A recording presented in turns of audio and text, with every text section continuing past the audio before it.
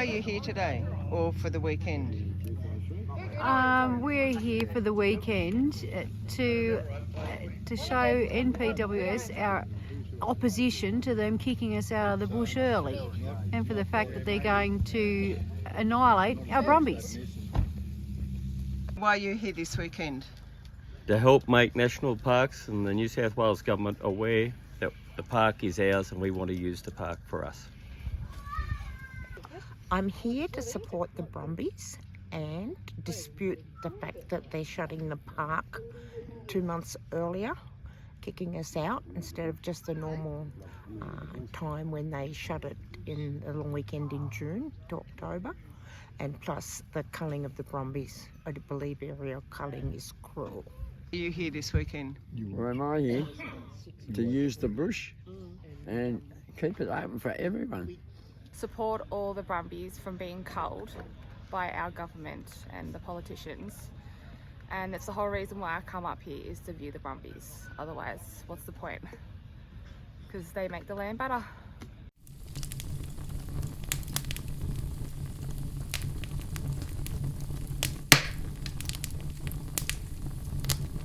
How do you wrap somebody's life up in such a short period of time to be able to tell who they were? And I reverted back to what I used to do as a kid, and so I wrote him a poem, and that's what started me getting back into writing poetry and bush ballads. And so this is the first one that I sort of wrote back when I got back into it, and it's called His Brand. In a lonely, forgotten nursing home sits a frail and tired old man. His mind is shot. His body is weak and he can barely stand. To the world he's just another soul waiting to die. But to those who knew him, he was the man who wrote the sky. As he sits and waits for someone to visit him, his mind slips back to yesterday as his light slowly dims. He's now riding the stock routes and the plains in the west, but home in the snowy mountains is where he passed the test. In search of straying cattle at every summer's end, with stock whip cracks and heeler dogs that were his only friend. He rode every ridge and gully, every pad and track, and every year he never failed to bring the cattle back. The long forgotten campfires that marked the trails that he rode, fallen down old brum yards and huts that were his abode. Only the bush can tell the story of him. But to understand his legacy, you need to know his brand. His brand was hobble chains and horse bells, branding irons and whips, cattle dogs and station horses that would never quit. The freedom of the high country and the smell of sweet perfume from the mountain ash and the tea tree scents and the wildflowers in bloom. He loved the bush and it loved him. Together they were one. And in his later years, he spent his days just riding with his sons. Across the open plains of Kiandra, or on the rugged Bago side, he lived a life of freedom with his horses, dogs and pride. But he's now on his last journey, one last trip to the bush. Inside the bag of a pack horse sits the ashes of my dad Butch, taking him back home to the place that he loved best, high up in the mountains where he can lay to rest. So that was a poem I wrote for Dad's eulogy. Well done. Well done.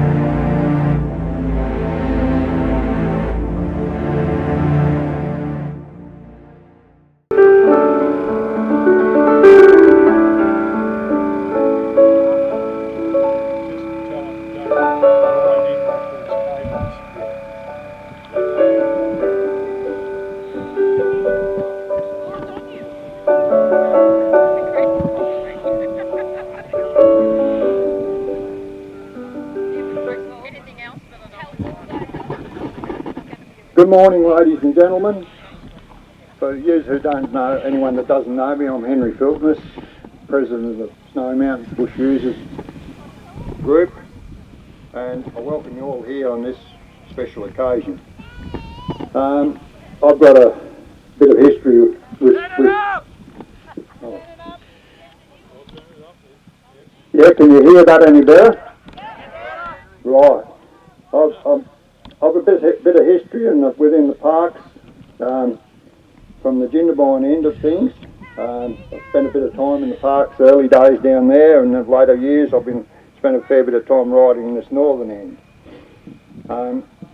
It's not all good what's been going on. We fully know that.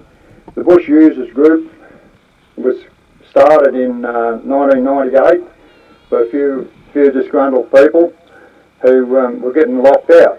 So they started the Bush Users Group, and that's where it kicked off from. Russell Dunn, I think, was possibly the first president, and I went through the presidents since then, down to me. I'm the last man standing at the moment. So I'd just like to remind everyone, there's any rubbish I want removed. Everyone bring any rubbish in, please take it away. Park Road not to be blocked. That's one of the essential things. Let the other tourists go through to Blue Water Holes or wherever they're going. Let that all go. The sausage sizzle, there's a gold coin donation for a sausage sizzle. Anyone wishing to partake in that. That's sort of about the start of things. So I'd like to call Lisa Colwell, if she's about somewhere, if she could come to the front here with me. Lisa, are you around?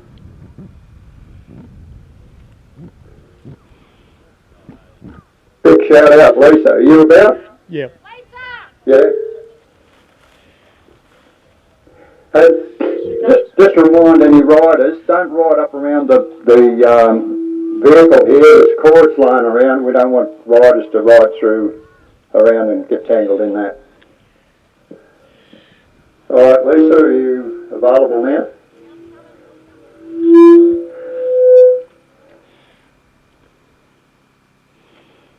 Come back this way. All right, okay. Yeah.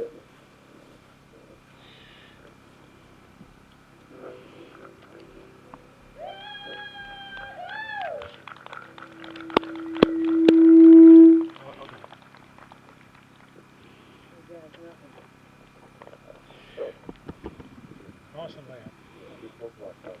Really close. Kiss it. Well, there really was movement at the station, wasn't there? Yeah, you'll have to talk louder. Put the mic right to your face. Okay. Good morning, everyone. I've been asked to give a little bit of a history on how we got here today.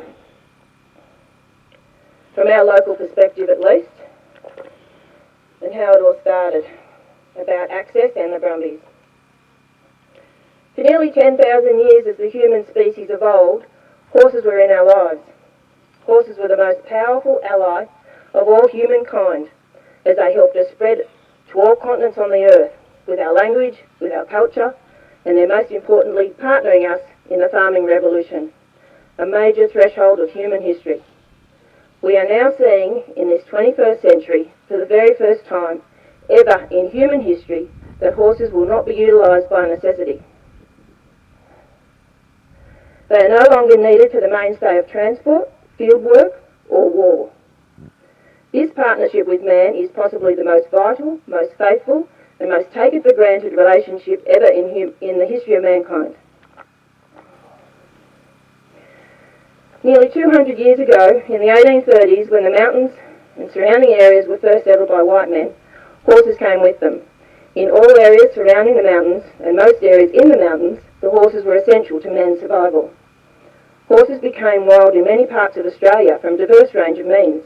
However, it was the rugged mountains that ensured their elusiveness and isolation from capture. There was no paddock fencing as we know it today to hold them. So some just wandered off, Some were released intentionally, some were stolen, and some were lost. They were a valuable commodity until their livestock were also introduced, and then there was sometimes conflict over grass and forage. So the brumbies were then controlled and managed by different means. The brumbies also needed to be controlled to stop them from stealing away other domestic horses, which were essential for life. Given that there was no fencing, this happened frequently, just like the poem says, and they were also managed and bred on to be utilised as a resource. The breeds of the horses is as diverse as the origins they came from the Suffolk Punch heavy horses that were brought close to this very place by the McDonalds in the far north of the park, to the thoroughbreds bought by the infamous Ben Boyd and the O'Rourkes in the far south near the Victorian border. In between, we are learning of the important genetics from the now rare Timor pony to the Iberian and Spanish First Fleeters, and the many types that are now known as whalers. The northern region of the park alone is not pristine. At one time, it held a population of 14,000 people after the gold rush at Kayandra. There were 14 hotels in the area, and Kayandra saw the first ever ski club in the world 20 years before Europe. Everyone would have owned horses, but again, there were no fences. The 1860 parish map shows that the area east of Kayandra was well known for wild horses back then, calling it Wild Horse Plain. There was a racecourse near Wild Horse Plain and another racecourse near Kurrango. There were rodeo yards just down the road here at Rules Point, along with a guest house.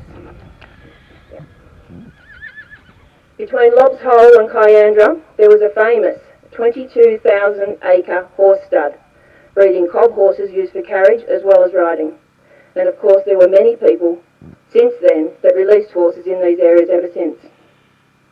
It is a fact, but not all, that some of these horses, but not all, in the mountains, not only went to the war effort, but were also bred here for that purpose. We believe that they were horses driven by the Narrego people from the Thredbo area down to Tartara Wharf to set sail for the Boer Wars. And we know that the horses from the south end, the Viabo and Injigudbi, were driven down along the Snowy River to the sales at Bairnsdale, where they were purchased as remounts for the Indian Army. We also know that remounts were also being stocked from the Snowy Plains area and absolutely most definitely from Kayandra. It needs to be recognised that the Kosciuszko National Park was declared a state park in 1944, primarily to protect the vast catchments that feed the mountain rivers to ensure the water supply for the Snowy scheme. The 1944 legislation stated, and I quote, that land within Kosciuszko State Park shall be available to the public for the purpose of riding, hiking, camping, snow sports, and any other form of recreation, and the public shall have free access to and over all roads and tracks and to all fishing streams within the park, unquote. However, the change in status from a state park to a national park in 1967 signified a shift in management. It recognised the natural heritage, but its cultural heritage was then ignored. The village of Kayandra was demolished and some mountain huts were burned down. The local mountain horsemen controlled the horses for most of the horses' existence in the Kosciuszko region up until the last few decades. For well over 150 years they were managed by the horsemen, or Mother Nature, who controlled their numbers by natural attrition and selection. In 1981, 43 years ago, the Kosciuszko National Park put their first new draft plan of management on exhibition. This draft plan essentially stated that the previous status quo would remain as far as horse riding was concerned. That horse riding would continue in our traditional areas, and thus our management of the brumbies would continue as it had been. So the draft plan stated that nothing had changed for us. However, a year later, when the plan was finally adopted, but without any public consultation whatsoever, they had dramatically changed the plan and had prohibited us from riding our horses in our traditional areas of the mountains where our ancestors had lived, worked and died over generations. They now call these areas wilderness.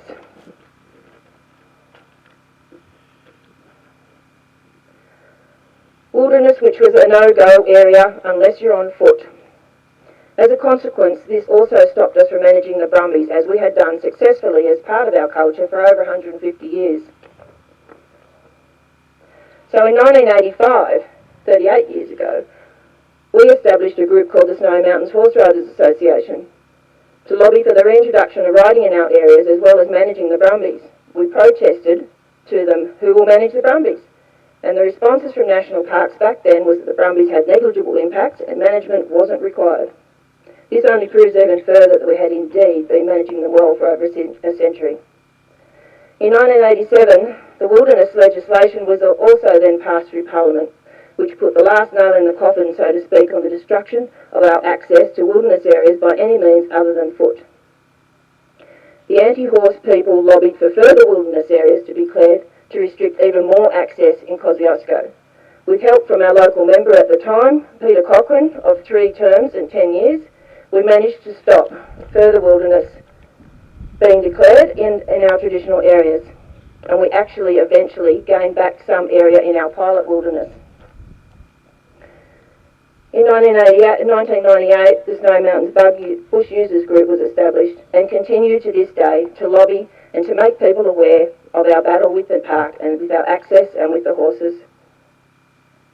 Lo and behold, in the year 2000, National Parks asked the Horse Riders Association for assistance on removing a dozen or so horses from the Ram's Head Range near Thredbo. This was during a severe drought where some young horses wandered into higher elevations seeking feed. The local park staff had started to develop a plan of management for horses in the alpine area only, and we were happy to help. Let's be clear, we have always agreed that the true alpine elevations and high subalpine elevations should be kept horse-free, as well as other sensitive areas where horses have not historically been found. Let's also be clear that it has been extremely rare to find horses in any of these areas for at least the last 70 years. We have offered to remove any horses that might wander in close to those areas, but we are now threatened with prosecution. It was the local horsemen that caught those Thredbo brumbies by passive trapping, and we showed National Parks how to do it. How stupid was that? They were trapped in an isolated area by us and then were led out by the horsemen on horses onto the trailers. They did this as volunteers at no expense to the taxpayer. These particular horses were then rehomed in a program for Father Riley's Kids Off the Street to use as rehabilitation horses. At the same time, the local horsemen were praised by the supervising veterinarians and National Park staff for the way in which they carried out these removals. Back then, our knowledge and experience was mostly respected by National Parks, and we felt that we had a good rapport with them, and so continued to help develop the plan for the alpine area. One more. At the end of 2002 and 2003, the fires came and wiped out many of the horses, particularly in the southern end. It was a devastation that most locals had never seen before in their lifetime, and hope not to again. When the surviving horses started to get re-established once again, National Parks changed the plan to include the whole park. They shafted any offers of assistance by us ever again. We have had nothing but mismanagement, propaganda and lies ever since. The numbers have always fluctuated due to drought, snow and fire. But also, the horses did have natural predators. They are the mountain horsemen, who over the many years have also learned better and kinder ways to manage the horses. The last few decades of mismanagement by National Parks and the anti-horse lobby now only have themselves to blame for this ongoing issue. Like most of us, the Brumby is an immigrant in this country. Like most of us, he is not considered native to this land. Like most of us, he had no say in it. Like us, he is and was a battler. Like us, he was sent to war, but he did not return. Like us, he helped build a nation with blood, sweat and tears. And like us, he has earned his own identity, his own heritage, and his right to belong. The Brumby is quintessential Australian and a symbol of what we love about being Australian. And like us, he deserves a chance to be able to hold on to his identity and not to be treated with such contempt and cruelty. Thank you.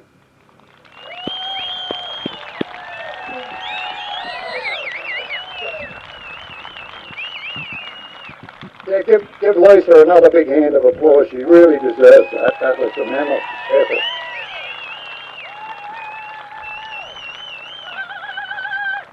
Now, I've got another well-known identity, Rocky Harvey. If he's present, would he come forward and say a few words? He's a local Jindabyne that claims to be local. He wasn't there when I left.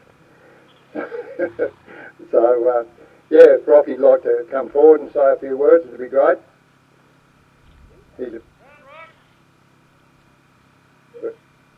Yeah? Are you there, Rocky? Oh. Rocky's a very passionate bloke about the environment. He's very passionate about that, and he's also a horse lover and everything in that respect. So we'll give Rocky a big hand of applause to start off.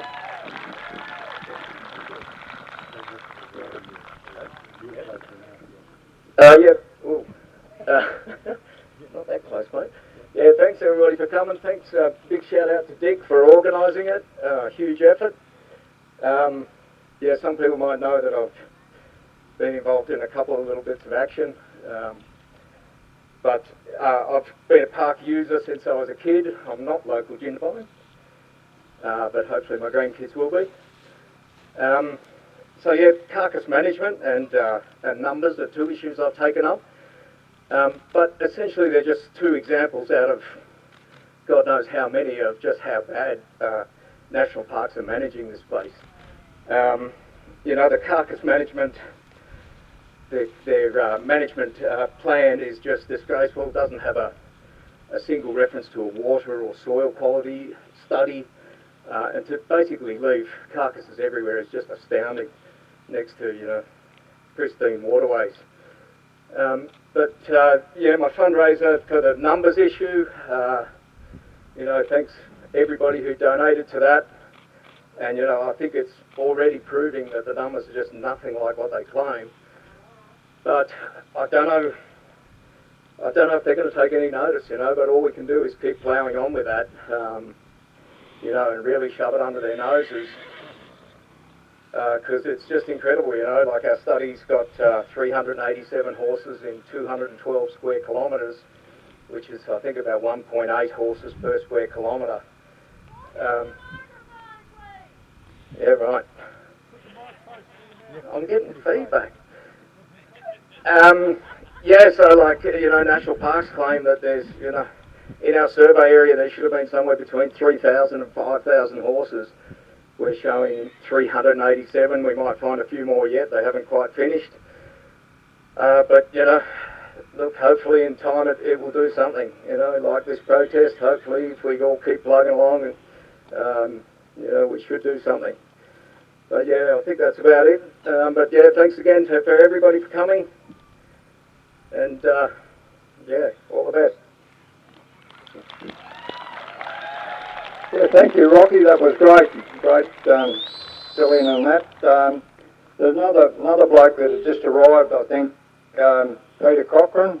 He might like to say a quick word before we close on to Dick for his speech. Thanks to the organisers for today. This is the 21st century Eureka Stockade. Australians have had enough of over-government. This is about freedom. This is about the people who have worked this country and till the soil, produce the goods that we sell overseas, grow the vegetables that feed the people in the cities. This is the people who want to take their kids on horseback into the mountains, those who want to take their kids on bikes into the mountains, bushwalking, wherever it is. The bureaucracy is ruling, and it's time we stopped it. You've all got to go home from here today and tell your kids that the best way to manage the environment is give it back to the people who understand it. The bureaucracies do not understand it. They don't understand the people. We're over-governed. Atticus Fleming and the National Parks and Wildlife Service should take a lesson from today, as should Steve Wan. Where the hell is Steve Wan today? Where are you, Steve? Are you here? Come down and grab the microphone and tell us why you're closing the National Park. This is our national park. That is not the government's national park. Stand with us. Stand with us. Stand against the government and the bureaucracy. Today is our day. Today is our day, folks. This is a strong message for the people of Australia. People have come from all over Australia to speak today. People have come from all over Australia to protest against an over-bureaucracy and over-regulation. Now is the time to speak out. Speak out loud. Tell the governments of the day we've had enough of their over-government. That's the message you take away from here today. They've denied us our freedom, we want it back. Good luck, and thanks for coming. Yeah, big thank you to Peter. There's another bloke floating around in the crowd here, Robert Dodwell. He's a rehomer. He's rehomed a lot of horses out of the area. He might like to come forward and just say a few words on his experience within the national park. And yes, and I don't know. Yeah, he's coming up. He'll be here very shortly. I won't hold you up too long. Just give us a brief history of what he knows. Thanks, Dottie. No worries. I come here in 1968 with Webbs, walking cattle here through the park. And old breakers, all these fellas know Nevy Clark, Ron Carango, and he said you'll see some brumbies here. Well, we rode all day to see brumbies and hardly seen any. And then in early 2000s, I up here with my son, and we're chasing brumbies at Carango on National Park Court of catching brumbies. Went to court, $3,500 fine. But we got off. He was a good judge. My partner, we become a rehomer, and we've rehomed over 500 horses out of here in the last 5 years. It's a tough gig for anyone who does it, but yeah, it's a tough gig for anyone who does it because you can't rehome them all. But my argument is with the parks. I want to fine my son $3,500 for catching a brumby, and my kids learned to ride on it, and they're going to shoot him. And the more support we can get that, if you talk about cruelty, catching a brumby, and that's why it's overrun, is because all these blokes up here have come up in the bush over years, caught a few brums, and looked after them. No one looks after the park better than the people. Thank you. Good on you, Dick, for organising this, and everyone else. Thanks, Dottie. That was great. We've just about come to the time, Dick, for you to come forward and have a few words. I know you've got a fair bit on your plate, but you've put a lot of effort into this, so we'll give Dick a very big welcome for organising this pulling everyone together. It's been a great effort, I feel, and just looking at the crowd. Thank you, and Dick Roberts. Thanks, Henry, and Jesus Christ, I didn't think this many people were going to show up, and I've been a nervous wreck for the last week, so... But what a crowd. Can you give everyone a hand of applause for showing up today? So thank you, everyone. So the message I want everyone to go home today with is the bush is ours. It's not just us sitting here on horses. It's the families that turn up with their children and go camping, the ones that turn up and go fishing, the ones that turn up and go bushwalking, the ones that turn up and go riding, whoever. This is your park. It's not theirs, and we're here to claim it back.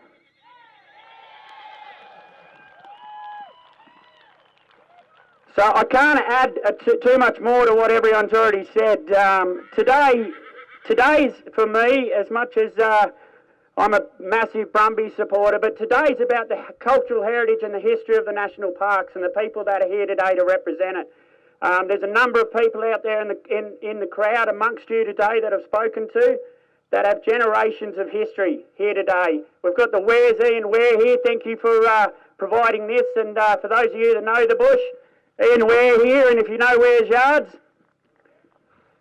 So a big thank you there to everyone for turning up today. It's a big ask, it's a long way to go, and I'm just going to hand the mic over and finish everyone off where we want to get some footage here today that we've got everyone together. So what we're going to do, we're going to gather a few of these horse riders up and get a few of us coming over the hill to get the shots that we can send out to the media and share on social media. So thank you very much, everyone. Big round of applause.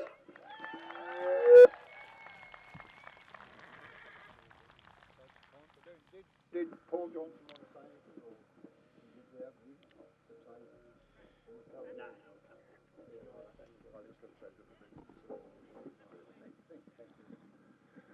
Ladies and gentlemen, this would not have taken place today without the initiative of the Bush Users Group and Dick Roberts and those who've been very much involved. There have been people involved in this issue now in protecting the rights of not only the mountain cattlemen going back to the 70s, which Lisa Caldwell and I were involved in, Gary Caldwell. There's people here today that have been fighting these issues for 50 to 60 years. And this is the best crowd we've ever had turn up. I want to thank you all for turning up, because that's where it counts. The world is ruled by those who show up. Never forget it. The people still run this outfit in Australia, and we just want to give it back to them. So to those, Henry, to you and your team, the Bush Users Group, to Dick and everybody else that's put so much work into this today, to Ian Ware and all those involved in it, just sincere thanks from all of us, because this is not about us. This is about future generations and the freedom in this country. Thank you.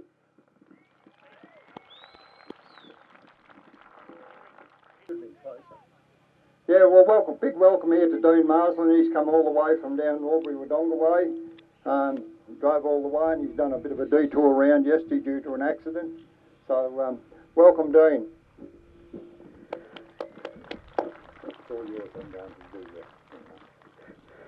Yeah, thanks, Henry. I don't know, they told me they were going to make this easy on me, but what an act to try and follow up, eh? They've thrown me in dead last. I don't know, I've grown up right through this high country of ours, being very privileged from a young bloke. Got into places like Wonnangatta before it got destroyed by the masses. I've walked it, I've ridden it, I've four-wheel driven it, I've fished it, and I still do it every chance I can get.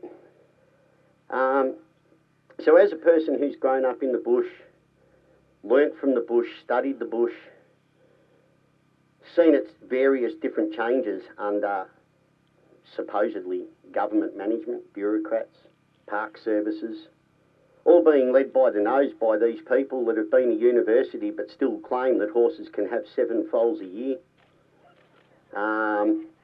Or that sit there and write a little article about going for a bit of a trek through the snow up here in northern Kosciuszko a number of years ago and finding a horse that had succumbed and died, and its mates, rather than digging through the snow to find some feed, decided that now that his cavity's blown open and we can access the grass that he was in the middle of digesting, we'll eat that. Turned into the Brumbies are cannibals. And this is the sad part, folks. Whether it be Sydney, whether it be Canberra, whether it be Melbourne, they listen to these blokes who educate our young people at university. They don't encourage them to come up here and look for themselves anymore and do a proper study and learn from their own findings. They encourage them to look back through papers that were written 20 and 30 years ago and cut and paste out little bits they think will have high impact, and they stick that into their assignments and they submit it for assessment, and you know what? They get a pass mark. And that's the sad state of where we've got to now. All these people that were behind me on horseback, that like myself have grown up here, we've learnt from the bush, and it's taught us some harsh lessons. You know, I've been out in the bush on days where we've got beautiful blue skies like this, and 25 minutes later I'm running for cover under the trees as a major storm rolls up the gully and I'm getting hit by inch diameter hailstones. It teaches you some harsh lessons, but it sets you up for life. And it's a really good education. But that's all been taken away from us now by people that have an agenda. They don't care about the truth. They care about the grant funds that they get to continue doing what they're doing, and a bureaucracy that are prepared to lap it up. I know many of you via platforms like Facebook have tagged lots of politicians over time. You've invited them to come up here and have a look for themselves. Come out with us, you know. Not come out with that little bit of Tantagra once the water's been let go and they look at the muddy shores, and apparently that's because the horse is damaged, that not because grass don't grow underwater in most places. They've never come out with us. They're not prepared to come and have a fair dinkum crack and a good look for themselves. They'd rather focus on that little photograph showing them 10 feet by 10 feet of ground. Now, a little story to finish up on, someone up in the crowd there, and I'm sorry I can't remember the lass's name, but there's a lovely lass that's driven up from Shepparton today, and she's been talking to a couple of us. That's Rose, that's right, Rose, beautiful Rose. Anyway, we were sitting down in the grass up there just behind you guys as you all assembled, having a bit of a chat. And she looked down at a patch of ground that, I kid you not, was 1 foot by 1 foot. And we were discussing how apparently the brumbies being in this environment's destroying biodiversity. And in the space of about 14 seconds, Rose had identified 12 individual types of plant in a 1 foot by 1 foot square. So that proves that when people are given the opportunity to open their eyes, have a look, without a head full of nonsense, they actually see the truth and they see the reality. So thank you for that, Rose. It was very heartwarming to realise that myself and many others here today are not the only ones that realise the difference between what we see and experience and what we're hearing from these politicians is actually the truth, not rubbish.